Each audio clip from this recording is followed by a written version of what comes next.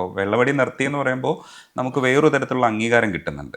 പക്ഷേ ഒരു കൂട്ടായ്മയിലായിരുന്നു ഈ സിനിമകളൊക്കെ, ആദ്യത്തെ സിനിമകളൊക്കെ. ഇപ്പോൾ മലർവാടി ആയാലും കുഞ്ഞിരാമായണമായാലും അത്തരത്തിലുള്ള എല്ലാ സിനിമകളിലും ഒരു കൂട്ടായ്മയിലായിരുന്നു സംഭവിച്ചത്. ഇപ്പോൾ ഒറ്റയ്ക്കൊക്കെ അജു ലീഡ് ചെയ്യുന്ന രീതിയിലേക്കൊക്കെ പോകുന്നുണ്ട്. പക്ഷേ അല്ല, അന്ന് ഞാൻ ഒറ്റയ്ക്ക് മദ്യപിക്കാൻ ഇഷ്ടപ്പെട്ടിരുന്നു. ആണല്ലേ? എനിക്ക് അങ്ങനെ റെയർ ആയിട്ടുള്ളൂ. കോളേജ് ഫ്രണ്ട്സിൻ്റെ കൂടെ ഞാൻ അങ്ങനെ മദ്യപിച്ച് എൻജോയ് ചെയ്തേക്കുന്നത്. അവർക്ക് ഇന്നില്ലല്ലോ. അവരുടെ ആയിരുന്നു ഏറ്റവും നല്ല ഫൺ മദ്യപാനത്തിൻ്റെ. മറ്റേതൊക്കെ എപ്പോഴും ഞാൻ ഒന്ന് വിനീതും ഇവരും ഞാനും ഇങ്ങനെ ബേസിൽ ഇവരൊന്നും അടിക്കത്തില്ല. ഇവരൊക്കെ വളരെ നല്ല മനുഷ്യർ. അപ്പോൾ എൻ്റെ കൂടെയുള്ള അലമ്പൻ ഞാൻ തന്നെ മാത്രമേ. അപ്പം ഞാനെപ്പോഴും എൻ്റെ കാര്യം ഇപ്പം ഞാൻ ഇന്ന് ഓർക്കുന്നുണ്ട്, വിശാഖും ധ്യാനും ഞാനും കൂടെ ലവ് ആക്ഷൻ്റെ ഒരു യാത്ര കഴിഞ്ഞ് രാവിലെ എത്തി തിരുവനന്തപുരത്താന്ന് തോന്നുന്നു. SP എന്ന് പറഞ്ഞ ഹോട്ടലിൽ ഫോൺ ചെയ്ത് രാവിലെ 10-10:30 വന്ന് കയറി ഒന്ന് ഫ്രഷായി എന്തെങ്കിലും കഴിക്കാനപ്പം അവർക്ക് ഹോർലിക്സ് വേണമെന്നു. ഞാൻ രാവിലെ ചേട്ടാ 2 ഹോർലിക്സും 2 റമ്മും. അവരവിടെ വിചാരിച്ചു അതെന്ത് മിക്സാ, അത് കേട്ടോ. അതായിരുന്നു എൻ്റെ ഞാൻ ഓർഡർ ചെയ്തത്. അപ്പം എൻ്റെ കൂടെയുള്ള 2 പേര് ഹോർലിക്സാണ് കുടിക്കണേ. എനിക്കങ്ങനെ ആരും വേണമെന്നൊന്നുമില്ല, ഒറ്റയ്ക്ക് പോയ ഇഷ്ടമായിരുന്നു. പക്ഷെ തന്നെ ഞാൻ ബാറിലൊക്കെ പേടിച്ചു. ആ സിനിമകളുടെ കൂട്ടായ്മ പറയുമ്പോൾ അടികപ്പിയാരെ കൂട്ടമണിയും കൂടെ പറയണം. കാരണം എങ്ങനെയാണ് ഒരു സിനിമയുടെ ക്രാഫ്റ്റ് ഒരു സക്സസ്സിലേക്ക് പോകുന്നതെന്ന് കണ്ടുപിടിക്കാൻ പറ്റുന്ന സിനിമകളിലൊന്നാണ്. അപ്പം നിങ്ങളെല്ലാവരും കൂടെ കൂട്ടായ ഒരു പരിശ്രമത്തിൻ്റെ ഭാഗമായിട്ട് അത്തരത്തിലുള്ള കുറേ പടങ്ങൾ ചെയ്തിട്ടുണ്ട്. പക്ഷെ അടികപ്പിയാരെ കൂട്ടമണി റീവാച്ചബിൾ ആയിട്ടുള്ള ഇപ്പോഴും ആൾക്കാർ കാണുന്ന അജു വർഗീസിനെ അടയാളപ്പെടുത്തിയ സിനിമകളിൽ ഒന്നുകൂടിയാണ് അടികപ്പിയാരെ കൂട്ടമണി എന്ന് പറയുന്നത്. അത്തരം സംരംഭങ്ങളിൽ നിന്നിരുന്നൊരു അജു ഉണ്ട്. അത് കഴിഞ്ഞിട്ട് ഇപ്പം വേറൊരു തരത്തിൽ മുന്നോട്ട് പോകാനും ഒറ്റയ്ക്ക് ലീഡ് ചെയ്യാനും ഒക്കെയുള്ള രീതിയിലേക്ക് പോകുന്നൊരു അജു ഉണ്ട്. ഇത് രണ്ടും അജു കാണുന്നുണ്ട്. ഇതിൽ സന്തോഷം കൂടുതൽ ഏതിനാണെന്ന് ചോദിച്ചാൽ എങ്ങനെയായിരിക്കും അജു പറയാം, പ്രത്യേകിച്ച് അടികപ്പിയാരെ കൂട്ടമണി പോലെയുള്ള സിനിമകൾ? ഞാൻ നേരത്തെ പറഞ്ഞ പോലെ ഒട്ടും ശ്രദ്ധിക്കാത്ത സിനിമകൾ ചൂസ് ചെയ്തിട്ടുള്ള സമയം ആര് വിളിച്ചാലും ഞാൻ അഭിനയിക്കാൻ പോകും. എനിക്ക് interaction in front of camera ആയിരുന്നു ഇൻഹിബിഷൻസ് പോകുക എന്നുള്ളത്. പിന്നെയാണ് ക്രിറ്റിസിസംസ് വന്നു തുടങ്ങിയത്. അപ്പോഴാണ് ഇത് ടൈപ്പ് കാസ്റ്റിംഗ് കൂടുന്നത്. അപ്പോൾ ആദ്യം ഞാൻ പറഞ്ഞ ഇൻ്റർവ്യൂ ഇന്നും ഞാൻ ഓർക്കുന്നുണ്ട്. പണ്ട് എന്നോട് ചോദിച്ചു ടൈപ്പ് കാസ്റ്റിംഗ് ബുദ്ധിമുട്ടാവുന്നുണ്ട്. ഞാൻ പറഞ്ഞാൽ എനിക്കൊരു ബുദ്ധിമുട്ടില്ല.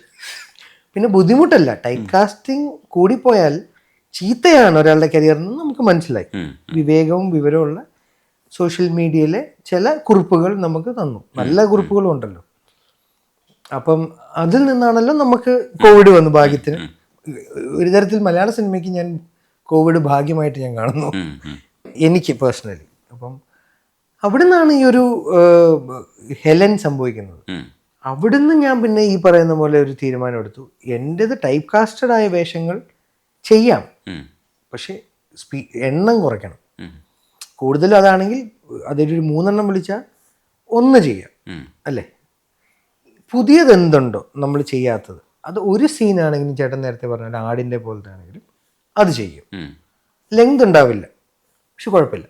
അതായിരിക്കണോ എനിക്ക് അടുത്തത് പഠിക്കണം എന്നാഗ്രഹമുള്ള ഒരു മേഖലയായി മാറി. ബിക്കോസ് എൻ്റെ പ്രൈമറി ആഗ്രഹം, ലക്ഷ്യം എന്നൊന്നും പറയുന്നില്ല, ആഗ്രഹം.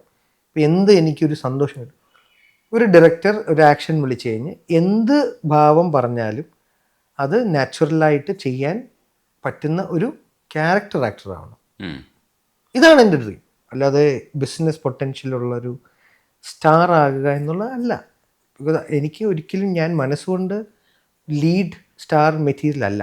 മനസ്സുകൊണ്ടും എനിക്കൊന്ന് രൂപം കൊണ്ടും നാച്ചുറലി ആ കാഴ്ചപ്പാടുകൾ ഇപ്പോൾ മാറി തുടങ്ങി, അതുകൊണ്ട് ഞാൻ സമ്മതിക്കുന്നു. പക്ഷെ മനസ്സുകൊണ്ട് ഞാനതല്ല, ഞാൻ കുറച്ചുകൂടി ഇപ്പുറത്താണ് ഇൻക്ലൈൻ. പക്ഷെ നാച്ചുറലി നമുക്ക് ലൈഫാണ്, എന്താ പറയുക, മോണറ്റൈസ് ചെയ്യപ്പെടുക എന്നുള്ളത് വളരെ ഇമ്പോർട്ടൻ്റ് ആണ്.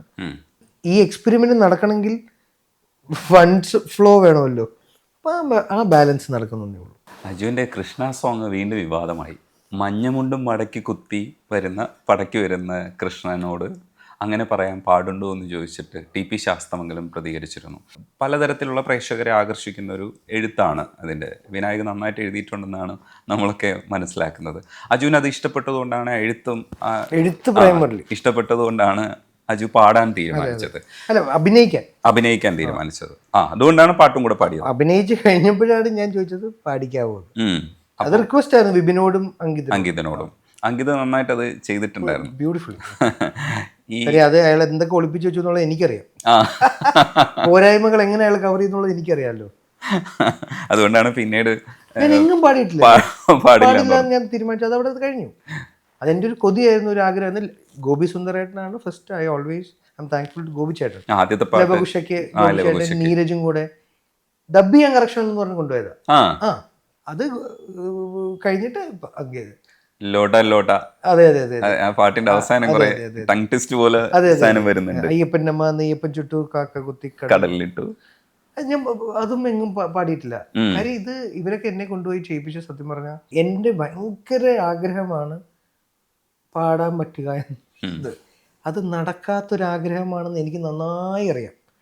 എന്നാൽ അങ്ങനെയുള്ള ആഗ്രഹങ്ങളാണല്ലോ നമ്മൾ എന്നാ പിന്നൊന്ന് നടത്തണമല്ലോ. ഷാനിക്കടുത്ത് ചോദിക്കാത്തത്ര കാലമില്ല. പാടിപ്പിച്ചല്ലോ, ഷാനും കൂടി പാടിയല്ലോ മറ്റേ പാട്ട്. കൂടെ പാടി, ഷാനിക്കയുടെ കൂടെ പാടി, അല്ലാതെ പാടിപ്പിച്ചിട്ടില്ല. ഞാൻ ഇപ്പോഴും പുറകെ നടക്കുന്നുണ്ട്. അപ്പോൾ ആ ഒരു കൊതി ഗോപിച്ചേട്ടൻ നടത്തി തന്നു. So I M always grateful. അത് കഴിഞ്ഞ് ഈ ലിറിക്സ്, ഈ ഗാനം ബിബിൻ എൻ്റെ ഏറ്റവും നല്ല, എനിക്കിഷ്ടമുള്ള ഫിലിം മേക്കേഴ്സിൽ ഒരാളാണ്. അയാളുടെ എനിക്ക് കോൺഫിഡൻസ് ഉള്ള ഡയറക്ടേഴ്സിൽ ഒരാളാണ്.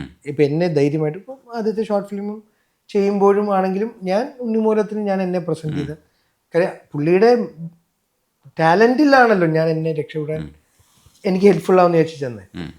ജയഹേലും ഉണ്ടായിരുന്നല്ലോ. ജയഹേലും എന്നെ വളരെ നന്നായി ഡബ്ബിങ്ങിൽ എൻ്റെ കുറേ പെർസെപ്ഷൻസ് അൺലേൺ ചെയ്യാൻ സഹായിച്ചാണ്. കാര്യം ഡബ്ബിങ് ചെയ്യാൻ തുടങ്ങിയ കാലത്ത് ത്രോ ആയിരുന്നു നമ്മൾ പഠിച്ചത്. ഒച്ചയിൽ തിയേറ്ററിൽ കേൾക്കണം, ഇമോഷൻ പോകാതെ. കോവിഡൊക്കെ കഴിഞ്ഞ് വന്നപ്പോഴത്തേക്കും ഇമോഷൻ മതി, റൂമിൻ്റെ സാഹചര്യം മതി, റിയലിസ്റ്റിക് ആവണം. ഒരു സാധനം കഷ്ടപ്പെട്ട് പഠിച്ച് 10 വർഷം എടുത്തൊന്ന് പഠിക്കാൻ, പഠിച്ചു വന്നപ്പോഴത്തേക്ക് ഇതൊക്കെ ഇനി മാറ്റാൻ ഇത് കാര്യം അത് ഭയങ്കര പാടാ. മൈൻഡിൻ്റെയും ബ്രെയിനും സൗണ്ടും കൂടെ ഒരുമിച്ച് ഇത് മൂന്നും കൂടെ സിങ്ക് ആവണമല്ലോ. സൗണ്ട് ഇമോഷണലി ക്രിയേറ്റഡ് ആവണമെങ്കിൽ അഭിനയിക്കുന്നതിനേക്കാളും ടഫാന്ന് ഞാൻ വിശ്വസിക്കുന്നു. അത് ബിബിൻ എനിക്ക് ഹെൽപ്പ് ചെയ്തു. ജയഹേൽ ഒരുപാട് പുള്ളി അത് എന്നെ സഹായിച്ചു. ഞാൻ നേരത്തെ വിനീഷ് എന്നിൽ ആക്ടിങ്ങിൽ കൊണ്ടു, അത് അഹമ്മദ് എന്നെ പ്രോപ്പറായിട്ട് മെൻറ്റർ ചെയ്യിച്ചു. സോ അഹമ്മദാണ് അതിൻ്റെ വിനീഷ് തുടങ്ങിയ ഒരു കാര്യത്തിൻ്റെ ഔട്ട് പൂർണ്ണമായിട്ടും എടുത്തത്, കേരള ക്രൈം ഫയൽസ്. അപ്പോൾ അതുപോലെ ലിറിക്സ് വായിച്ചപ്പം ബിബിനോട് ഞാൻ പറഞ്ഞു, ആദ്യം ഞാൻ പറഞ്ഞു ചെയ്യുന്നില്ല എന്നുള്ള ഇതിലാണ് ഞാൻ നിന്നിരുന്നത്.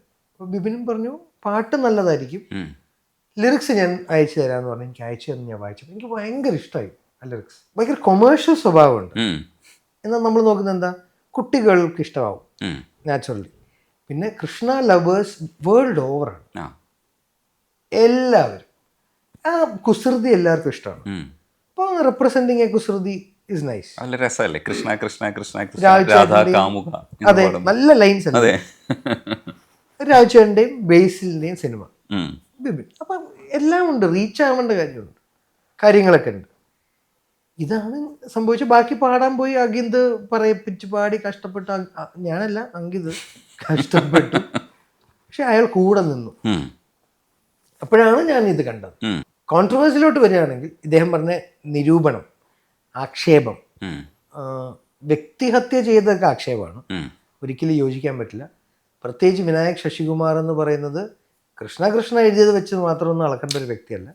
അദ്ദേഹം മലയാള സിനിമയുടെ ലോട്ട് കോൺട്രിബ്യൂട്ട് ചെയ്തേക്കുന്നത് വളരെ നമുക്കറിയാം, പേരെടുത്ത് പോലും പറയേണ്ട കാര്യമില്ല.